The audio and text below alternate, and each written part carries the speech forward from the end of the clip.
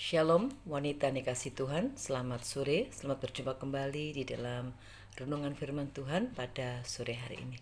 Pada sore hari ini saya akan berikan satu judul, Hati yang Melayani. Apakah arti melayani? Melayani adalah membantu menyiapkan segala sesuatu yang dibutuhkan oleh orang lain. Dalam kehidupan sehari-hari secara umum, setiap orang sesungguhnya sudah hidup saling melayani, karena setiap orang saling membutuhkan satu dengan yang lain. Tuhan menciptakan kita sebagai makhluk sosial, sebagaimana dinyatakan dalam kitab Kejadian pasal 2. Di sana dinyatakan bahwa tidak baik manusia seorang diri saja, sehingga Tuhan membuatkan atau menciptakan seorang penolong, teman bagi manusia pertama. Wanita yang kasih Tuhan, contoh dalam hidup sehari-hari, seorang pemimpin atau seorang bos memerlukan tenaga atau bawahan untuk memperlancar pekerjaannya. Sedangkan bawahan memerlukan bos atau pemimpin untuk menerima hasil kerja atau upah. Demikian juga seorang guru memerlukan murid untuk mendapatkan upah kerja dan juga berbagi ilmu. Apa yang dia miliki dibagikan kepada muridnya. Sedangkan seorang murid memerlukan kepandaian atau ilmu dari gurunya. Demikian juga orang tua memerlukan anak-anak dalam keluarga rumah tangga untuk menghiasi rumah tangganya sehingga ada canda tawa dengan anak-anak. Demikian juga untuk meneruskan keturunan dan merawat kita di masa lanjut usia. Dan seorang anak memerlukan orang tua untuk merawatnya, untuk mendewasakannya, untuk membimbing dan mendidik mereka sehingga mereka besar. Dan bagaimana 1 Petrus pasal 4 ayat yang ke-10 sampai 11. Dalam 1 Petrus pasal 4 ayat 10 sampai 11 demikian firman Tuhan. Layanilah seorang akan yang lain sesuai dengan karunia yang telah diperoleh tiap-tiap orang sebagai pengurus yang baik dari kasih karunia Allah.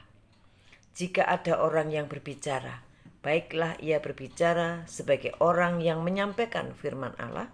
Jika ada orang yang melayani, baiklah ia melakukannya dengan kekuatan yang dianugerahkan Allah, supaya Allah dimuliakan dalam segala sesuatu karena Yesus Kristus.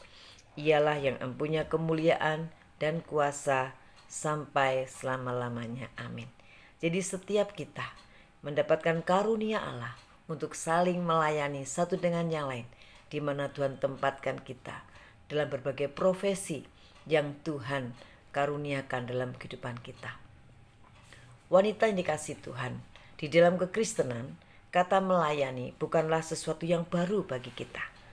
Karena dasar Alkitab dengan jelas mengatakan bahwa di dalam Matius 20 ayat 28, Matius 20 ayat 28, sama seperti anak manusia datang bukan untuk dilayani, melainkan untuk melayani dan untuk memberikan nyawanya menjadi tebusan bagi banyak orang.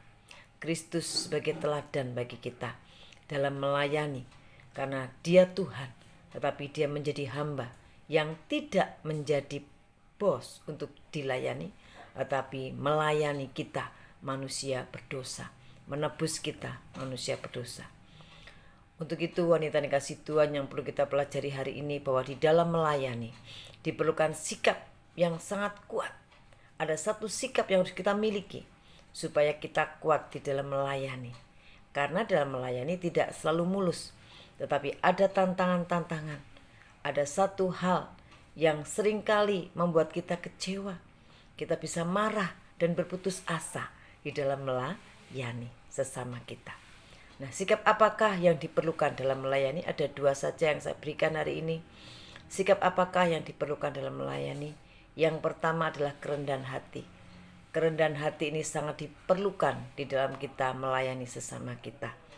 Karena ketika kita memiliki kerendahan hati, ketika dalam melayani memiliki kerendahan hati, maka di sana dia menempatkan dirinya bukan lebih tinggi dari yang dilayani, tapi orang yang melayani menempatkan dirinya lebih rendah dari orang yang dilayani.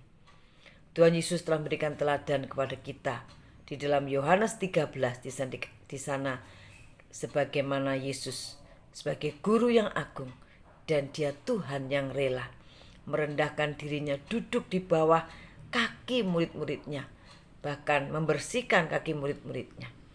Tuhan Yesus menempatkan muridnya lebih tinggi dari dirinya sendiri. Ya, dia melayani muridnya dengan menempatkan dirinya duduk di bawah lebih rendah dari muridnya. Filipi pasal 2 ayat yang ketiga. Filipi pasal 2 ayat yang ketiga. Dengan tidak mencari kepentingan sendiri atau puji-pujian yang sia-sia. Sebaliknya dengan rendah hati yang seorang menganggap yang lain lebih utama daripada dirinya sendiri. Jadi orang yang melayani adalah orang yang menganggap orang lain lebih utama dari diri kita sendiri. Sehingga kita bisa menghargai orang yang ada di depan kita. Meskipun mereka mungkin statusnya lebih rendah atau bagaimanapun. Karena di dalam Tuhan tidak ada status rendah atau tinggi. Tapi semua sama. Sebagaimana Kristus memberi teladan bagi kita. Dia tidak mencari pujian yang sia-sia.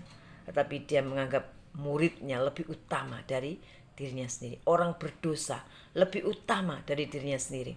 Sehingga dia rela mengorbankan dirinya untuk kita manusia berdosa. Inilah teladan Kristus. Mari kita melayani dengan kerendahan hati, menempatkan orang lain, suami kita, anak kita, setiap orang di depan kita lebih utama dari diri kita sendiri. Yang kedua adalah dapat menguasai diri atau penguasaan diri, self control. Ya, self control ya. Menguasai diri artinya dapat menahan diri untuk tidak cepat melakukan sesuatu. Orang yang menguasai diri adalah orang yang kuat. Karena orang yang menguasai diri, ia dapat menahan apapun yang dia alami. Dia dapat menahan marah. Dia dapat menahan nafsu. Dia dapat menahan emosinya dalam dirinya.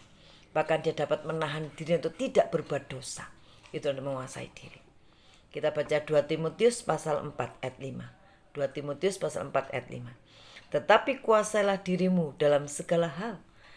Sabarlah menderita. Lakukanlah pekerjaan pemberitaan Injil dan tunaikanlah tugas pelayananmu. Jadi yang kedua diperlukan penguasaan diri. Ketika mengalami satu tantangan, kita dapat menguasai untuk tidak marah, untuk tidak tersinggung, untuk tidak putus asa. Tapi terus bersuka cita, terus bersyukur dalam melayani sesama kita. Melayani Tuhan melalui sesama kita yang Tuhan tempatkan di sekitar kita. Wanita, mari kita kembali pada posisi kita. Wanita diciptakan sebagai penolong, seorang penolong yang sepadan. Untuk itu, kita tempatkan diri kita sebagai seorang penolong, yaitu seorang wanita yang kuat di dalam melayani. Yang pertama, layanilah suami, kemudian anak-anak kita, mertua, menantu, cucu, saudara. Di dalam keluarga harus yang pertama kali kita layani. Kemudian melayani masyarakat, tetangga yang ada di sekitar kita harus kita layani dengan baik. Dan dimanapun kita berada, apapun wanita dalam profesi Anda, mungkin sebagai guru, mungkin sebagai tenaga karyawan, semua kita anugerah yang Tuhan anugerahkan bagi kita dapat melayani semua orang.